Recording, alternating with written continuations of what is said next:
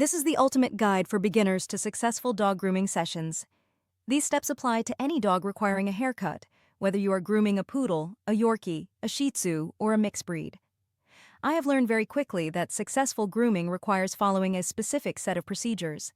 Today, we are training you on the 11 steps necessary for a complete groom. The next step, before the bath, is ear plucking. This is only necessary if there is an excessive amount of hair inside the ear. You should gently remove only a couple of strands of hair at a time. If you are a beginner, it is safest to use your fingers or finger rubbers to grip the hair, as you may bump something and hurt the dog if you use a hemostat. It is time to condition your dog. Never skip the conditioning step, as it is the key to a perfectly prepared dog. Be sure to read the labels on your bottles. This product is a 10:1 dilution, meaning 10 parts water to 1 part conditioner. Apply the diluted conditioner everywhere, even in the paw pads. Conditioning is a game changer for future clipper and scissor work because we pre-brushed Louie and rid his coat of dead hair. Conditioner also helps prevent eye buildup by sealing the cuticle closed. Let the conditioner set for at least 5 minutes. If you can allow 10 minutes, that is the magic sauce. Once the time is up, thoroughly rinse everything out. Do not leave any conditioner in the coat.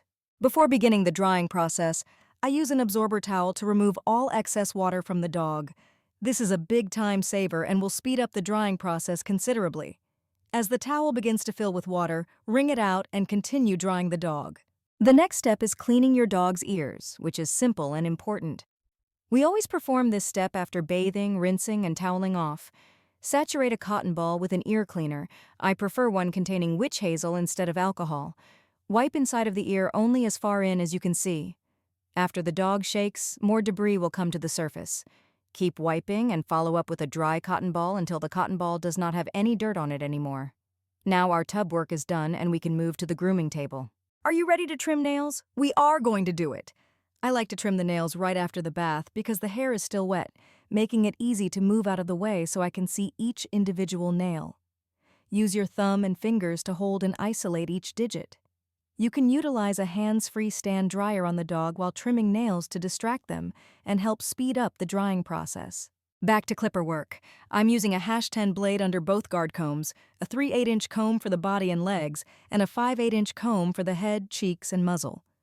Begin your clipper work at the base of the skull, coming down the neck, back, and sides. You want to clip in the direction the coat naturally grows. To ensure a smooth pass, pull the skin a little taut to take the tension out. You will typically go around the dog making 3 passes to make sure your clipper work is nice and smooth and not choppy. Remove your guard comb and dehair the blade frequently with a blade brush, as hair particles often build up. For the head, use the 5/8-inch guard comb, starting at the base of the skull and coming towards the nose. Next is sanitary trimming using only the #10 blade. Caution: the metal blade may be hot, so switch to a cool one if necessary to avoid burning the skin. Gently vent the earlobe and pick hair at the corner of the eye. Trim around the private area and around the anus to keep it hygienic. Apply no pressure on the blade for sanitary trimming.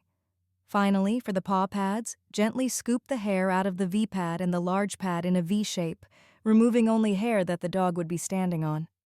It's time for scissor work, my favorite. A metal grooming comb is an absolute must, as it lifts the hair so we know exactly what we need to scissor off. Starting at the base of the skull, blend the 2 lengths, head and body, by scissoring on an angle. Under the chin, create a nice, even round shape. I recommend using only the last quarter of your shear and barely opening it for control and accuracy. For the face, round the sides of the eyebrows in a C shape first. Then, continue the C shape around the front of the eye. I use blending shears to soften the lines created with the curved shear, especially right in front of the eyes and between them. Be purposeful in the shapes you create and pull the lip back with your thumb to even out the hair in that area. The next step is cleaning your dog's ears, which is simple and important. We always perform this step after bathing, rinsing, and toweling off. Saturate a cotton ball with an ear cleaner. I prefer one containing witch hazel instead of alcohol. Wipe inside of the ear only as far in as you can see. After the dog shakes, more debris will come to the surface. Keep wiping and follow up with a dry cotton ball until the cotton ball does not have any dirt on it anymore.